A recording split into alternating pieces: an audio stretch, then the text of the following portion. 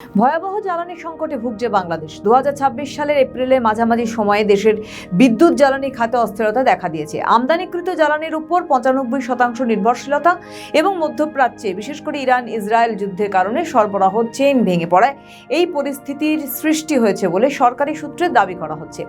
Petrol পাম্পগুলোতে দীর্ঘ line, অনিয়মিত বিদ্যুৎ সরবরাহ এবং লোডশেডিং এর কারণে জনজীবনে নাভিশ্বাস উঠেছে। এই অবস্থায় প্রশ্ন উঠেছে যে এই সংকট কি কেবলই মধ্যপ্রাচ্যে যুদ্ধ পরিস্থিতির ফল, নাকি তারেক রহমানের নেতৃত্বাধীন নতুন সরকারের উপর কোনো আন্তর্জাতিক ষড়যন্ত্রের ফাঁদ? বিশ্লেষকরা বলছেন, বর্তমান সংকট মূলত মধ্যপ্রাচ্য কেন্দ্রিক ভূ রাজনৈতিক অস্থিরতার প্রত্যক্ষ ফল। পারস্য উপসাগরীয় অঞ্চলে মার্কিন ইসরায়েলি পদক্ষেপের ফলে আন্তর্জাতিক জ্বালানি বাজার ঊর্ধ্বমুখী, যার সরাসরি প্রভাব পড়েছে বাংলাদেশে। তবে এর পিছনে আন্তর্জাতিক বিশেষ কোনো শক্তির ইন্ধন রয়েছে কিনা তা নিয়ে কূটনৈতিক মহলে আলোচনা চলছে। হঠাৎ করে জ্বালানি সরবরাহ কমে যাওয়া, বিকল্প উৎস থেকে আমদানিতে বিলম্বের নেপথ্যে কোনো বড় শক্তির কূটনৈতিক চাপ বা অর্থনৈতিক অবরোধ থাকতে পারে বলে মনে করা হচ্ছে। বিশেষ করে যখন নতুন সরকার বৈদেশিক নীতিতে আমূল পরিবর্তনের আভাস দিচ্ছে, তখন জ্বালানি নিরাপত্তা একটি দুর্বল জায়গা হিসেবে সামনে এসেছে। গত 12 ফেব্রুয়ারি 2026 তারিখে দায়িত্ব গ্রহণের পর তারেক রহমানের নেতৃত্বাধীন সরকার এই বড় চ্যালেঞ্জের মুখে পড়েছেন।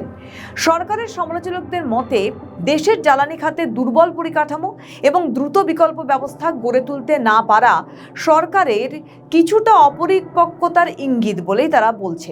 তবে সরকার পক্ষ থেকে বলা হয়েছে, পূর্ববর্তী সরকারের রেখে যাওয়া ভঙ্গুর অর্থনীতি, ভঙ্গুর জ্বালানি মাস্টার প্ল্যানের কারণেই এই পরিস্থিতি তৈরি হয়েছে। ঢাকা থেকে প্রকাশিত বিভিন্ন খবরে উঠে এসেছে যে সংকটের একটি বড় অংশ হচ্ছে কৃত্রিম অবৈধ মজুতদারি এবং বিএনপি সরকারের অজনপ্রিয়তা তৈরির উদ্দেশ্যে একটি গোষ্ঠী জ্বালানি সরবরাহ কৃত্রিমভাবে বাধাগ্রস্ত করছে বলে অভিযোগ উঠেছে। সরকার বলছে, দেশে পর্যাপ্ত তেলের মজুদ থাকা সত্ত্বেও মাঠ পর্যায়ে সরবরাহ ব্যবস্থার বিঘ্ন ঘটিয়ে ভীতি ঝরানো হচ্ছে। প্রধানমন্ত্রী তারেক রহমান ইতিমধ্যেই জ্বালানি চাহিদা মেটাতে বিভিন্ন উন্নয়ন সহযোগী দেশের কাছে 200 কোটি মার্কিন ডলারের জরুরি তহবিল চেয়েছেন এবং আঞ্চলিক জ্বালানি নিরাপত্তার উপর জোর দিয়েছেন। তিনি এই সংকট মোকাবিলায় সরকারি অফিস ও বাজারে সময়সূচি পরিবর্তন এবং ফুয়েল অ্যাপের মাধ্যমে রেশনিংয়ের মতো জরুরি পদক্ষেপ নিয়েছেন।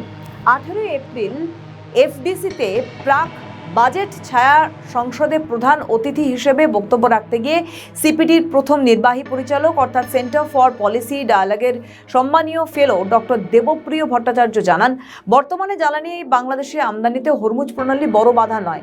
অন্তর্বর্তী সরকার যুক্তরাষ্ট্রের সঙ্গে শেষ মুহূর্তে যে অসম চুক্তি করেছে তা জ্বালানি নিরাপত্তা সার্বভৌমত্বের জন্য বড় ঝুঁকি হিসেবে দেখছেন। তার মতে আগের সরকার পূর্ববর্তী সরকারের সময় জ্বালানি নীতি ছিল বিভ্রান্তিকর, বিতর্কিত।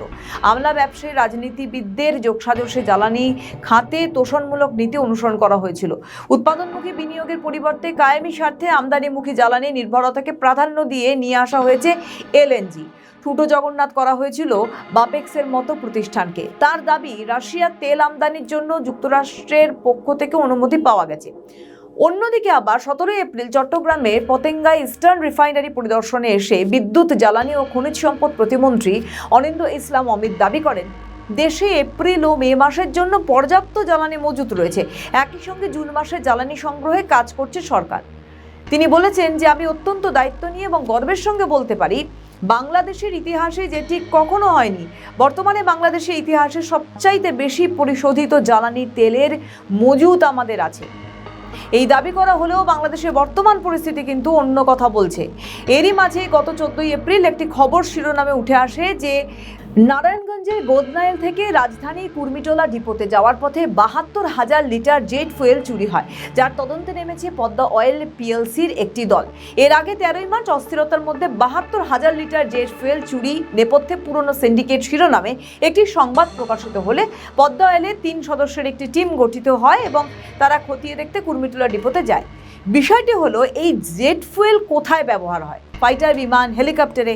ফলে তারা এই খুচরো জায়গা থেকে তেল নেবে কেন?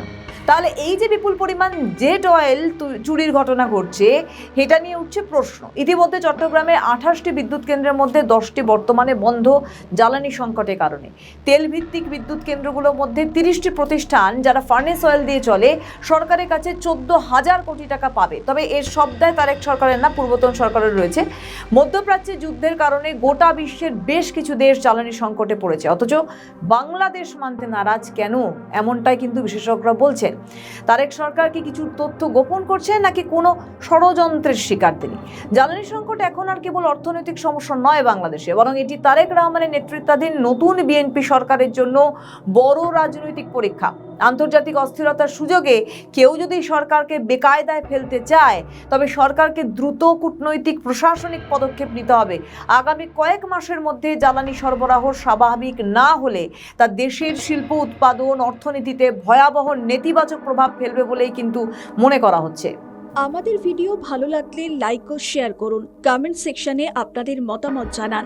আরও ভিডিও পেতে আমাদের চ্যানেলটিকে সাবস্ক্রাইব করুন এবং প্রতি মুহূর্তে খবরের আপডেট পেতে প্রেস করুন বেল আইকন।